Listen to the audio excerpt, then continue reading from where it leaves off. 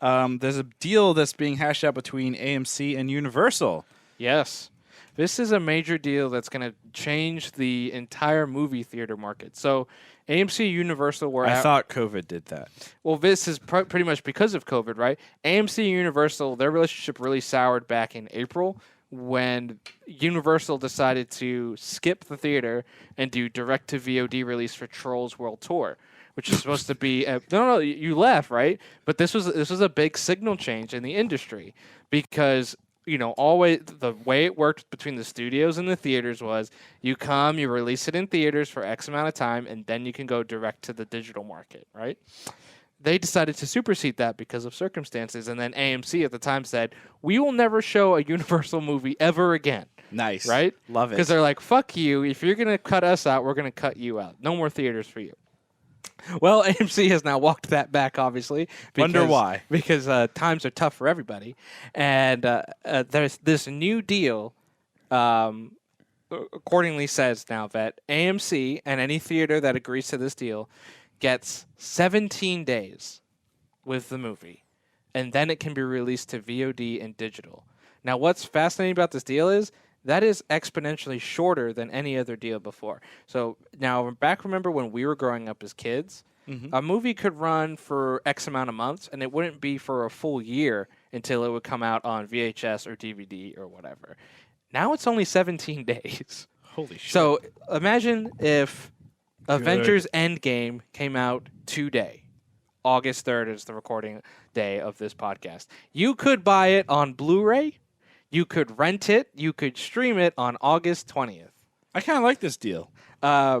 What's interesting about this deal, though, is this just, real quick, this is just AMC and this Universal? is just AMC and Universal right now. Now, what it could signal, though, is this is the way that it will be for all movies going forward, especially because the hit that the market has taken, it's not going to recover potentially forever, right? That Right. even if things went back to normal tomorrow, the economic downturn that people are feeling, they're not going to go be spending their money just on movie tickets. That's probably lower on the priority list. So Probably. One would hope.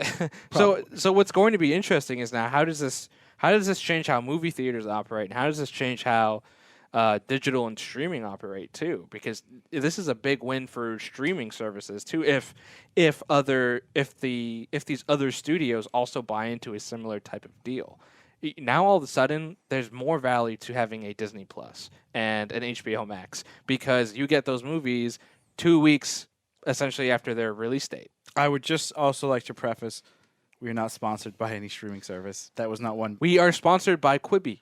That was not one gigantic ad. No, it's not one ad. I think it's a fascinating discussion because it's going to change the industry forever.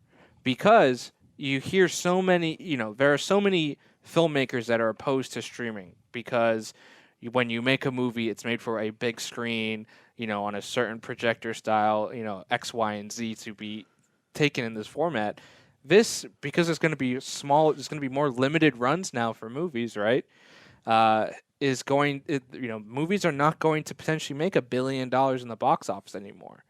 Not for a while. Well, it's not even just the money downfall or the money discussion. It's also just like the discussion around a film is going to if your film comes out August 3rd and then 17 days later, August 20th, everyone has access to it.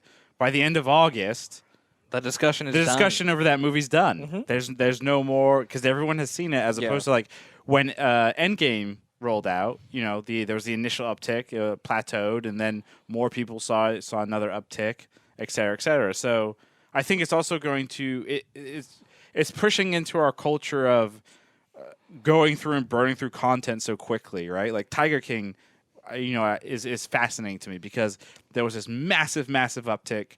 You had all these other content creators making fun of it, doing whatever discussion, and then it just dropped within about 2 weeks, and it was done, and we moved on. Yeah. That's what's going to happen now with movies, which is crazy. Well, what I think it might also rebalance movie budgets, right? You had such a dichotomy of you either had a $200 million, and you're a high blockbuster, had to make $1 billion, right? We had $5. Think Marvel Cinematic Universe, right? Or you were the $5 independent Oscar type of movie, right? Which is a 100,000 or character. less? Well, no, it's a couple million. You get a couple million, right? Those type of movies. Oh. There was no middle class anymore. There was no like $80 million to $100 million type of movies, and that has been redistributed now to miniseries and TV series on these streaming services. But I wonder now if movies are going to have more limited releases. Are you going to see a lot of those blockbuster budgets kind of disappear a little bit and be like, well, if it's only going to be in theater for 2 weeks and it's going to be on our streaming service anyway, don't we want to pump out more of these instead of, more of these like middle class ones instead of fewer and higher budget? Because there's just a less of a run of exclusivity. It's interesting. That is interesting. It's gonna be interesting. Yeah. I just last thing on that discussion with the AMC Universal. I just love that it was a movie that had Troll in the title that got that got AMC kind of pissed off. That's awesome. It's funny if you think about like history and cinematic history, like Trolls World Tour might go down as the movie that changed the movie industry, or one of them in the significant chapters that changed it. It could potentially be the death knell of movie theaters as we know it.